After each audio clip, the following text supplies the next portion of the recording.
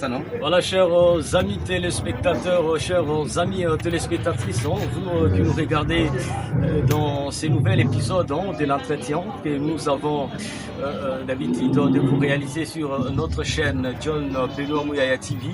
Voilà, vous êtes nombreux, vous continuez à vous abonner à notre programme. Voilà, ces magazines qui traitent des questions politiques, voilà, des questions économiques, voilà, des personnes ressources. Parce dans ces programmes, nous traitons avec l'actualité. Voilà, nous vous remercions encore une fois à tous ceux qui continuent à nous soutenir de partout. N'hésitez pas de nous laisser juste un SMS. Je crois que ce sera votre façon de nous signaler que vous êtes connectés et puis vous allez aussi donner votre avis par rapport à l'actualité. Vous savez que l'actualité oblige dans notre pays. Nous venons de passer une période très capitale. Voilà, c'était les élections en République démocratique du Congo. Là, il nous reste quelques jours avant que la CENI puisse publier provisoirement les élections présidentielles, législatives, municipales et provinciales. Donc je crois que les tensions sont en train de monter ça et là dans les cas des partis politiques, mais aussi des personnalités politiques. Voilà, comme nous réalisons ces programmes, je le rappelle, nous les réalisons depuis la ville de Chikapa. Je reçois des jeunes du mouvement MLC, mouvement de la libération du Congo. Voilà, nous allons tailler bavette ensemble avec eux, voilà, passer vraiment en revue tout ce qui s'est passé par rapport à ces processus électoraux que beaucoup de gens ont qualifié de tous les mots d'Israël. Voilà, je ne vais pas trop monopoliser la parole. Je suis John Benoît Mouyaya. Je dis merci à mon pote Faustin Antueleka. Voilà, j'imagine qu'il est en train sûrement de nous regarder de quelque part. Alors, cher Koldo, bienvenue dans ce programme entretien. Merci beaucoup, messieurs les journalistes. Voilà, c'est pour moi un plaisir de vous recevoir dans ce programme. Je vous souhaite une très bonne année. Merci, pareillement. Voilà, cher secrétaire, bien de bonnes choses à toi. Merci beaucoup et à vous également. Voilà, une très bonne année. Oui, nous allons très bien. C'est Albert Kalombo, le secrétaire provincial de la Ligue des jeunes du mouvement de libération du Congo, MLC en sigle. Ok. Alors, sans plus tarder, cher Kordo, quel est votre point de vue, votre lecture par rapport à ce qui s'est passé pendant cette période des élections de vote? Merci beaucoup, messieurs les journalistes, pour m'avoir accordé la parole.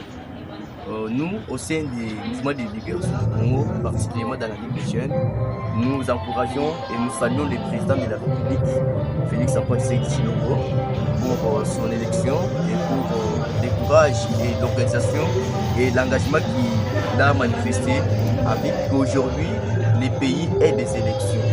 Ces pays ont connu des élections depuis 2006, 2011 et 2018. Mais cette fois-ci, les élections qu'a organisé le président Kadima sont des bonnes élections. Pourquoi des bonnes élections? Donc, ce que nous n'avions pas connu en 2006, nous sommes en train de les connaître aujourd'hui. Aujourd'hui, vous avez constaté que la diaspora a voté et il y aura publication des résultats circonscription par circonscription. Ce sont des valeurs ajoutées que les élections ou les organes habilités d'organiser les élections précédentes n'ont pas eu à ajouter. Mais c'est avec la CENI de Kadima, nous sommes en train de connaître des valeurs ajoutées.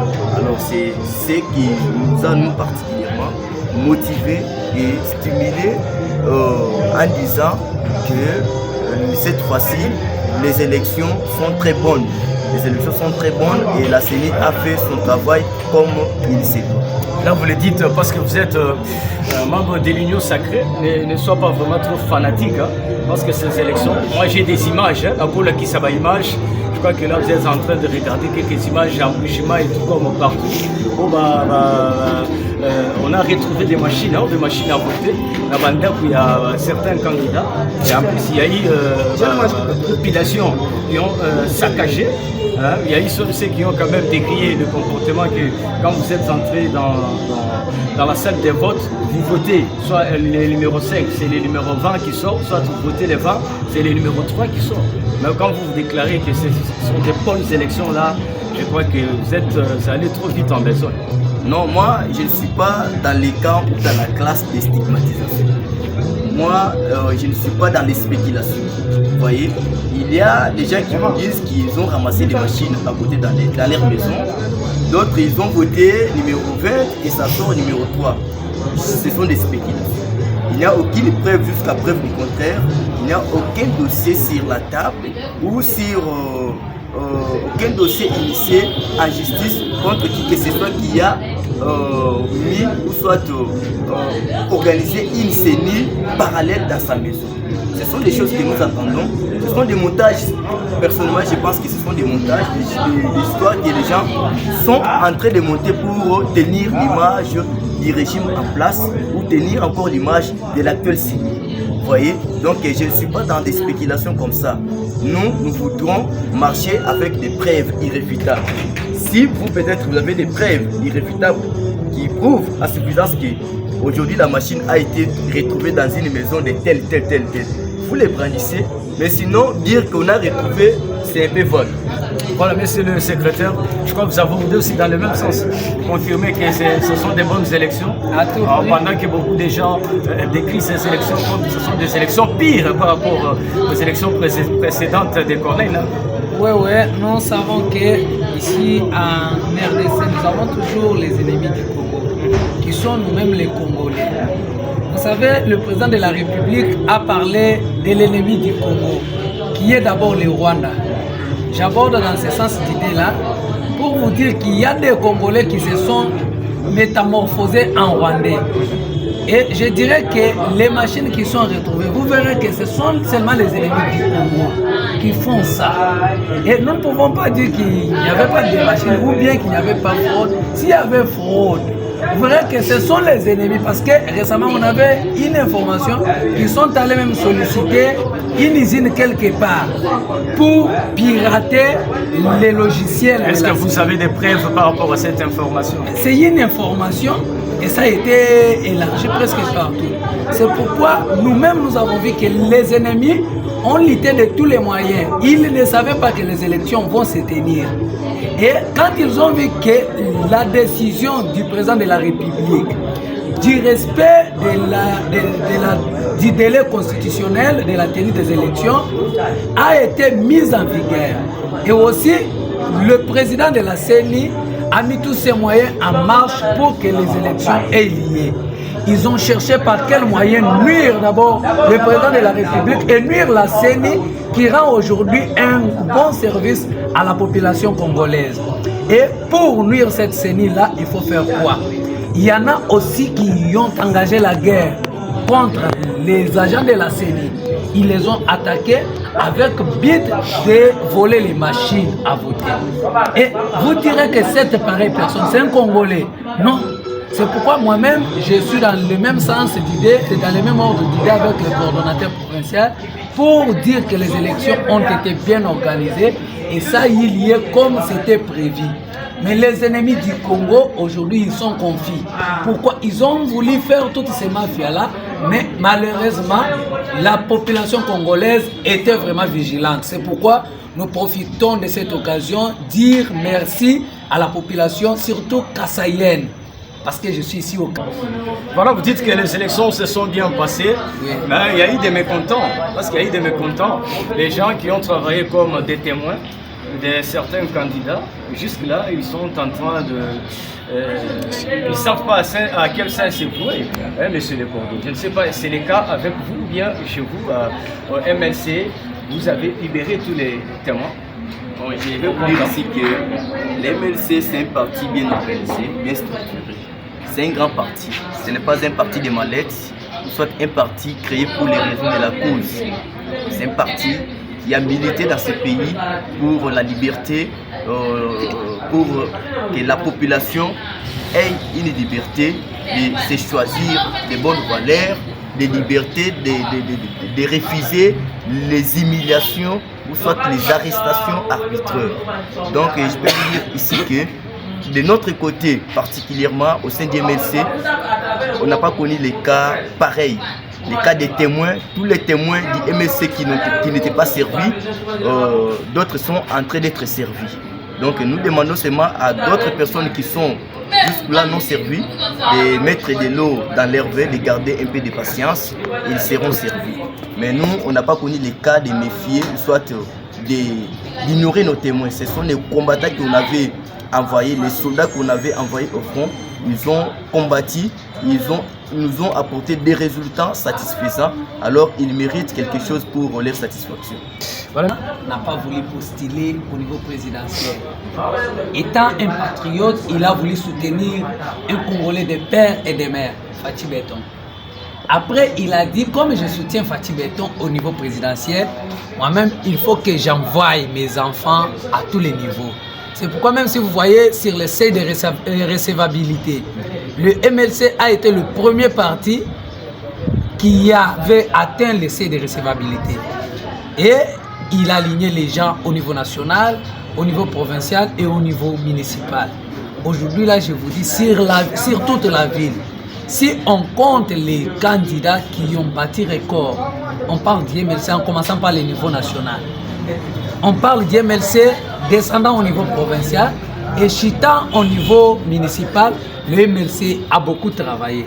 Et nous vous rassurons qu'aujourd'hui, les sièges qui reviendront au MLC ne seront pas les sièges fantômes, mais c'est un salaire ou une récompense du travail abattu.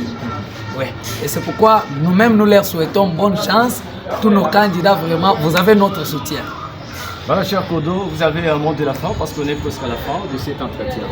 Donc, premièrement, je vais d'abord ici féliciter les chefs de l'État qui, selon les résultats partiels publiés dans les 5 pays, 5 nations au monde pilotes, les chefs de l'État, Félix Antoine Tshisekedi Tshilombo, est à la tête.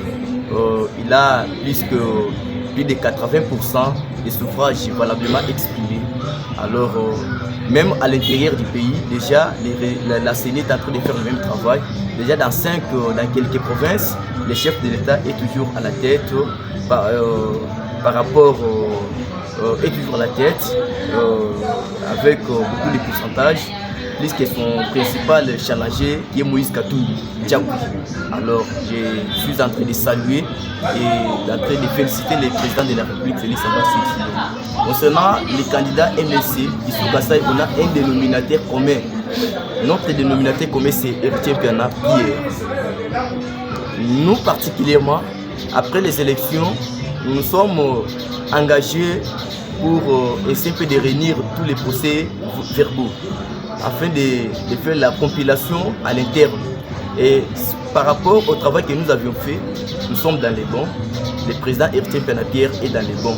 Il va gagner un siège selon les compilations et les procès verbaux que nous avions réunis et étudiés ensemble au sein du parti. Nous sommes en train de féliciter aussi le président Héritier Piana Pierre pour cette façon de faire les choses, pour sa façon de travailler, sa campagne et comment il a été voté. Nous les félicitons pour cette élection. Donc particulièrement je peux dire ça, et je veux aussi profiter pour saluer tous les camarades, la population, surtout les électeurs, les fanatiques, les militants du MLC, de rester tous serrés derrière Héritier Piana Pierre jusqu'à ce que, tout en attendant la proclamation des résultats par l'organe habilité qui est la CENI. Mais juste là, nous à l'interne, on a les procès verbaux qui nous rassurent que Piana Pierre a déjà un siège. Mais attendons seulement la CENI qui va officiellement publier les sièges de notre dénominateur commun Héritier Piana Pierre. Je vais demander aussi à toute l'équipe de la Ligue des Jeunes de se mobiliser comme un seul homme, de rester unis et ranger comme des vraies fourmis derrière Héritier Piana Pierre. Je pense qu'après la publication de la CENI, il y aura des activités politiques à haut niveau que la Ligue des Jeunes ville de Tchika pour province de Kasaï mettra en place pour essayer de booster les partis, pour amener les partis au niveau où les partis n'ont jamais atteint. Voilà, je crois que là, ce sont là les mots vraiment clés du coordonnateur.